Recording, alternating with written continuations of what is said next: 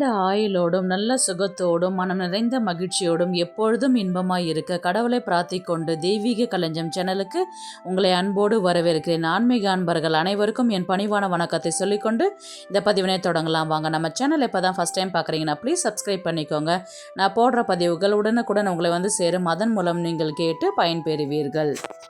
இன்றைக்கி நம்ம எதை பற்றி தெரிஞ்சுக்க போகிறோன்றது பார்த்தீங்கன்னா, தீபாவளி நோன்பு, கேதார கௌரி நோன்பு 21 நாட்கள் பூஜை செய்ய முடியாவிட்டால் ஒரே ஒரு நாள் மட்டும் பூஜை செய்யும் முறையை, அதனுடைய பலன்கள், வரலாறு பற்றி முழுசாக தெரிஞ்சுக்கலாம். வாங்க வீடியோக்குள்ளே போகலாம். கௌரி நோன்பு அல்லது கேதார கௌரி விரதம் என்பது பார்வதி தேவி சிவபெருமானின் உடலில் ஒரு பாதியாக இணைந்ததை குறிக்கும் விரதமாகும். இது புரட்டாசி மாதம் தொடங்கி தீபாவளிக்கு பிறகு வரும் ஐப்பசி மாதத்தில் நிறைவு பெறும் சுமார் 21 நாட்கள் கடைபிடிக்கப்படும் விரதம். திருமணமான பெண்கள் குடும்ப ஒற்றுமை மற்றும் கணவரின் நலனுக்காகவும், கன்னி பெண்கள் நல்ல கணவர் கிடைப்பதற்காகவும் இந்த விரதத்தை அனுசரிப்பார். புரட்டாசி மாதம் சுக்லபட்ச தசமியிலிருந்து விரதம் தொடங்கி ஐப்பசி மாத அமாவாசைக்கு முந்தைய சதுர்தசி அல்லது தீபாவளி அன்று நிறைவு பெறும். இந்த விரதத்தை சுமங்கலி பெண்கள் கட்டாயம் மேற்கொள்ள வேண்டும் என்றும், அவ்வாறு மேற்கொள்ளும் சுமங்கலி பெண்களுக்கு தீர்க்க சுமங்கலி பாக்கியமும் கிடைக்கும் என்பது ஐதீகம்.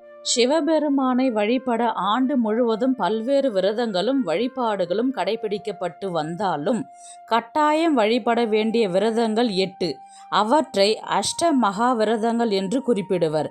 அவற்றுள் மிகவும் முக்கியமானது கேதார கௌரி விரதம். ஈசனை அடைவதற்காக பூ உலகில் அவதரித்தாள் அன்னை பார்வதி. கேதார மலைசாரலில் அவள் தங்கியிருந்த போது கௌதம மகரிஷி அவளுக்கு விரதம் ஒன்றை உபதேசம் செய்தார். அந்த விரதத்தை கடைபிடித்தால் சிவபெருமானின் தரிசனம் கிட்டும், மேலும் வேண்டும் வரமும் பெறலாம் என்று கூறினார். அதை கேட்ட பார்வதி தேவி அவர் உபதேசித்த வண்ணமே பூஜை செய்து ஈசனின் அருளை பெற்றார். ஈசன் தேவிக்கு இடபாகம் அளித்து அர்த்தநாதீஸ்வரராக காட்சி கொடுத்தார். பார்வதி தேவி 21 நாட்கள் கடைபிடித்த இந்த விரதத்தை எவர் ஒருவர் கடைபிடிக்கின்றார்களோ அவர்களுக்கு வேண்டிய வரங்களை கௌரி அருளிடுவாள் என்பது நம்பிக்கை. 21 நாட்கள் விரதம் இருக்க முடியாதவர்கள் நிறைவு நாளான அக்டோபர் 21ஆம் தேதி செவ்வாய்க்கிழமை அமாவாசை தினம் அன்று விரதம் இருந்து வழிபடுவது சிறப்பு. இந்த ஆண்டு கேதார கௌரி விரதம் அக்டோபர் 1ஆம் தேதி தொடங்கி 21ஆம் தேதி முடிகின்றது. அனைத்து தேவ தேவிகளை வழிபட்டால் கிடைக்கும் பலன்கள் அத்தனையும் கௌரி தேவி வழிபட கிடைக்கும். உலக வாழ்க்கைக்கு இன்பமும் துன்பமும் கலந்தது. வாழ்வில் இன்பமும் துன்பமும் நாம் முன் விதி பயன்களால் வருவது. தீதும் நன்றும் பிறர் தரவாரா என்பதுதான் சனாதன தர்மத்தின் அடிப்படையான போதும் மனிதர்கள் வினை பயனால் இருந்து விடுபடுவது, துன்பங்கள் களைந்து இன்பங்களை பெருக்கி கொள்ளவும் முன்னோர்கள் கடைபிடித்ததுதான் விரதங்கள். அஷ்ட மகா விரதங்கள் சிவபெருமானை போற்றும் விரதங்கள் என்றும் சொல்வார்கள். 21 நாட்கள் பூஜை செய்ய முடியாதவர்கள், விரதம் இருக்க முடியாதவர்கள் ஒரே ஒரு நாள் மட்டும் அமாவாசை அன்று விரதம் இருக்கும் முறையை பற்றி பார்க்கலாம்.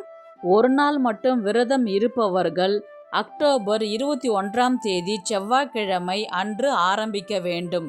அன்று பிரம்ம முகூர்த்த நேரத்தில் காலை 4:30 மணிலேருந்து 6 மணிக்குள்ளார நீங்கள் பூஜையை தொடங்க வேண்டும். அதாவது விரதத்தை ஆரம்பிக்க வேண்டும். மாலை 5:30 மணிக்குள் நீங்கள் விரதத்தை நிறைவு செய்து கொள்ளலாம். விரதம் இருப்பவர்கள் முதல் நாள் வீட்டை சுத்தம் செய்து பூஜை அறையும் சுத்தம் செய்து அடுத்த நாள் காலை பிரம்ம முகூர்த்தத்தில் விரதத்தை துவங்க வேண்டும். மாலை வரை விரதம் இருந்து மாலை 6 மணிக்கு மேல் பூஜையை நிறைவு செய்து கொள்ளலாம். பூஜை முறை பார்க்கலாம். சிவன் படம் அல்லது சிவலிங்கத்தை வைத்து பூஜை செய்பவர்களாக இருந்தால் பூஜையை ஆரம்பிக்கலாம். சிவன் படம் மட்டும்தான் இருக்கு அப்படின்றவங்க ஒரு மனையில் ஆவாகனம் செய்து பூஜையை நீங்கள் துவங்கலாம். அல்லது சிவலிங்கத்திற்கு அபிஷேகங்கள் செய்து, ஒற்றைப்படையில் அபிஷேகங்கள் செய்து வில்வ இலை கொண்டு அர்ச்சனை செய்து அதுக்கப்புறம் நீங்கள் ஆவாகனம் செய்து பூஜையை ஆரம்பிக்கலாம். அல்லது சிவன் படமும் இல்லை சிவலிங்கமும் இல்லைன்றவங்க வந்து கலசத்தை வந்து நீங்கள் நிறுவி அதை சிவனாக பாவித்து வழிபாடு துவங்க வேண்டும். கலசத்திற்கு பூக்களால் அலங்காரம் செய்து மஞ்சள் குங்குமம் வைத்து வெற்றிலை பாக்கு பூ பழங்களை வைத்து பூஜையை துவங்க வேண்டும். அதனுடன் நம்ம வீட்டில் உபயோகம் செய்கின்ற குளவிக்கல் ஆட்டுக்கல்னு சொல்லுவா இல்லைங்களா, அதுக்கு மஞ்சள் பூசி மஞ்சள் குங்குமம் வைத்து பூஜை செய்வார்கள். ஒரு சிலர் வந்து கௌரி செட்டுன்றது செட்டாகவே வாங்கி வச்சுட்டு அதுக்கு வந்து பூஜை செய்வார்கள். பூஜைக்கு என்னென்ன பொருட்கள் வைக்கலாம் என்று பார்க்கலாம். பூக்கள், பழங்கள், வெற்றிலை பாக்கு. பாக்கு வந்து கொட்டைப்பாக்கு தேர்வு செய்வது மிகவும் சிறப்பு. அதிரசம், பச்சரிசியால் செய்த அதிரசத்தை நீங்கள் ரெடி பண்ணி வைக்கணும். நீங்கள் எத்தனை நெய்வேத்தியம் வைத்தாலும் அது 21 என்ற எண்ணிக்கையில் வைப்பது மிகவும் சிறப்பு. ஒவ்வொரு குடும்ப வழக்கப்படி ஒவ்வொரு வந்து அந்த நெய்வேத்தியன்றது வந்து மாறுபடும். முதலில் பழங்கள் வைப்பவர்களாக இருந்தால் 21, அதிரசம் வைப்பவர்களாக இருந்தால் 21, வெற்றிலை பாக்குடன் கொட்டைப்பாக்கு 21 என்ற எண்ணிக்கையில் வைக்க வேண்டும். ஒரு சிலர் வந்து கலவை சாதம் செய்து வைப்பார்கள். தயிர் சாதம், புளி சாதம், லெமன் சாதம் என்று வைப்பார்கள். அதை வந்து 21 என்ற எண்ணிக்கையில் சின்ன சின்ன ஒரு தட்டில் போட்டு வைக்கலாம், அல்லது ஒரு சின்ன கிண்ணங்களில் போட்டு வைக்கலாம். இல்லை ஒரு தலைவாழை இலை போட்டு அதில் வந்து 21 என்ற எண்ணிக்கையில் வந்து நீங்கள் சாதங்களை வைத்து அம்பாளுக்கு படைக்கலாம். ஆக மொத்தம் 21 என்ற எண்ணிக்கையில் வைப்பது மிகவும் சிறப்பு. நோன்பு சரடு தயாரிக்கும் முறை. 21 நாள் விரதம் இருந்து அந்த எண்ணிக்கைக்கு 21 நூல் இழைகளை கொண்டு நம்ம இதை ரெடி பண்ண வேண்டும். ஒரு வெள்ளை நூலில் எடுத்து அதில் மஞ்சளை தடவி 21 இழைகள் எடுத்து 21 நூல் இழைகளிலும் 21 முடிச்சு போட வேண்டும். காலையில் பிரம்ம முகூர்த்தத்தில் ஆரம்பிக்கும் பொழுது 20 முடிச்சு போட்டு எப்படி போட வேண்டும் என்றால், முதலில் ஒரு முடிச்சு போட்டுட்டு கொஞ்சம் கேப் விட்டுட்டு அடுத்த முடிச்சு போடணும். அதுக்கப்புறம் ஒரு கேப் விட்டுட்டு அடுத்த ஒரு முடிச்சு போடணும். ஆக மொத்தம் நீங்கள் பிரம்ம முகூர்த்தத்தில் இந்த பூஜையை நீங்கள் செய்யும் பொழுது காலையில் 20 முடிச்சுமே நீங்கள் போட்டுடணும். 21வது முடிச்சு வந்து நீங்கள் பூஜையெல்லாம் நிறைவு பண்ணிவிட்டு விரதத்தை முடிக்கும் போது லாஸ்ட்டாக 21வது முடிச்சு நீங்கள் போட்டுட்டு அதுக்கப்புறம் நீங்கள் கையில் கட்டி கொள்ள வேண்டும். அதிகாலையில் பிரம்ம முகூர்த்தத்தில் நம்ம பூஜையை ஸ்டார்ட் பண்ணுறோம். அப்போ நம்ம நோன்பு சரடை வந்து நம்ம ரெடி பண்ணிட்டோம் இல்லைங்களா, 20 முடிச்சு போட்டு ரெடி பண்ணிட்டோம். அதை ரெடி பண்ணதை வந்து கலசத்தை மேலே வைக்கலாம், அல்லது கலசம் வைக்காதவர்கள் சிவன் படத்திற்கு முன்பாக வைத்து நீங்கள் பூஜையை தொடங்க வேண்டும். 21 முடிச்சு போடும்போது சொல்ல வேண்டிய மந்திரங்கள் வந்து நான் ஸ்க்ரீனில் கொடுக்குறேன். அதை பார்த்துட்டு 20 முடிச்சு போட்டுக்குங்க. 21வது முடிச்சு போடும்போது அந்த லாஸ்ட் மந்திரத்தையும் சொல்லிவிட்டு நீங்கள் பூஜையை நிறைவு செய்ததுக்கப்புறம் கையில் கட்டி கொள்ளலாம். அதிகாலையிலே வந்து நம்ம பூஜையை துவங்கி விடுகின்றோம். காலையில் 4:30 மணிலேருந்து 6 மணிக்குள்ளார பிரம்ம முகூர்த்தத்தில் நீங்கள் தொடங்க வேண்டும். பூஜையை ஆரம்பிக்க முதலில் மஞ்சள் பிள்ளையாரை பிடித்து பூஜையை எந்த தடங்களும் இல்லாமல் சங்கல்பம் பண்ண வேண்டும் என்று பிள்ளையாரை மனதார வேண்டிக் கொண்டு மலர் தூவி வெற்றிலை பாக்கு பழம் வைத்து பூஜையை ஆரம்பிக்க வேண்டும்.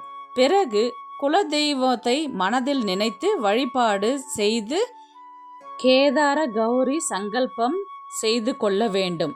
சங்கல்பம் என்றால் என்னென்று பார்த்தீங்கன்னா, ஒரு பூஜையை எந்த வேளையில் எதற்காக எங்கு என்று செய்கின்றோம் என்று சொல்லி செய்வதுதான் சங்கல்பம். நாம் எந்த காரணத்திற்காக விரதம் இருக்கின்றோமோ அதை கடவுளிடம் முறையாக சென்று சேர்ப்பது என்று பொருள்.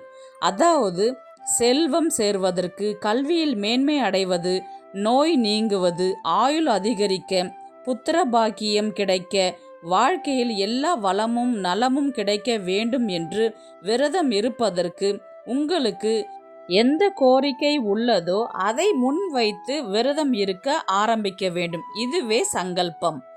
அன்றைய தினம் சிவனுக்குரிய துதிகளை சொல்லலாம்.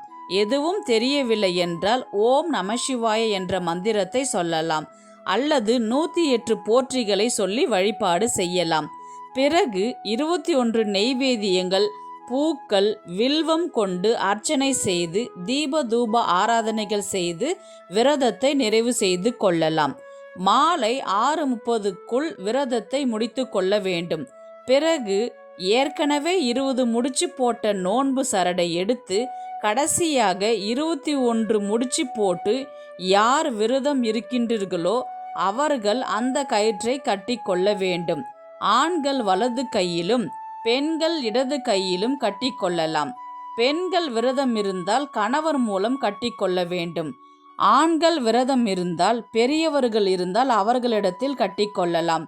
அல்லது யாரும் இல்லை என்ற பட்சத்தில் மனைவியின் மூலம் கூட நம்ம கையால் அதை கட்டிக்கலாம். நோன்பு சரடு எத்தனை நாள் கட்டி கொள்ள வேண்டும் என்றால் கணக்கு கிடையாது. நீங்கள் அடுத்த வருஷம் நோன்பு இருந்து கேதார கௌரி நோன்பு இருக்கிறீங்கன்னா அப்போ தான் நீங்கள் இந்த பழைசு நோன்பு கயிறை கழட்டிட்டு கூட நீங்கள் அந்த நேரத்தில் புதுசாகவும் கட்டிக்கலாம். இல்லை நடுவில் ஏதாவது ஒரு சூழ்நிலையில் அது கயிறு அறுந்துட்டாலோ இல்லை அது அதுவாக கழண்டு வீண்டுட்டாலும் எதுவும் தப்பு கிடையாது. அதை நீர்நிலைகளோ கால்படாத இடத்துல நம்ம போட்டு விடலாம். பிறகு நெய்வேத்தியத்தை வீட்டில் உள்ளவர்களுக்கு கொடுத்து அல்லது அக்கம் பக்கத்தில் இருக்கிறவங்களுக்கு பிரசாதமாக கொடுக்கலாம். இந்த விரதம் ஆண்கள் பெண்கள் யார் வேண்டுமானாலும் இருக்கலாம். எந்த வேண்டுதல்கள் இருந்தாலும் அது கண்டிப்பாக நிறைவேறும் என்பது ஐதீகம். இந்த விரதம் இருக்கிறதுனால நமக்கு என்னென்ன பலன்கள் பார்த்தீங்கன்னா, திருமண தடை நீங்கும், கணவன் மனைவிக்குள்ள ஒற்றுமை ஏற்படும், பிரிந்த தம்பதியினர் இந்த விரதம் இருந்தால் கூடிய விரைவில் ஒன்று சேருவார்கள், தன் பிள்ளைகளுக்கு வரன் அமைய வேண்டும் என்று பெற்றோர்கள் இந்த விரதத்தை மேற்கொள்ளலாம், குழந்தைகள் கல்வியில் தேர்ச்சி பெறுவார்கள், செல்வம் சேரும், சேர்ந்த செல்வம் நிலையாக நிலைத்திருக்கும். கேதார கௌரி விரதத்தின் முக்கிய பலன்கள் பார்த்தீங்கன்னா, நம்ம இருக்கிற அனைத்து வேண்டுதல்கள் என்ன தேவைக்காக விரதம் இருக்கின்றோமோ அது நமக்கு நிலையாக இருக்கும் என்பதே ஐதீகம். அம்பாள் நமக்கு அனைத்து விதமான செல்வ நலங்களும் கொடுத்து நம்மளுடைய வேண்டுதல்கள் நிறைவேற்றி வைப்பாள் என்பது நம்பிக்கை. இந்த வீடியோ உங்களுக்கு பிடிச்சிருக்குன்னு நான் நினைக்கிறேன். இது போன்ற ஆன்மீக தகவல்களுக்கு நம்முடைய தெய்வீக களஞ்சியம் சேனலை சப்ஸ்கிரைப் பண்ணிக்கோங்க. நெக்ஸ்ட்டு அடுத்த பதிவில் சந்திக்கலாம். உங்களிடமிருந்து விடைபெறுவது உங்கள் புனிதவதி.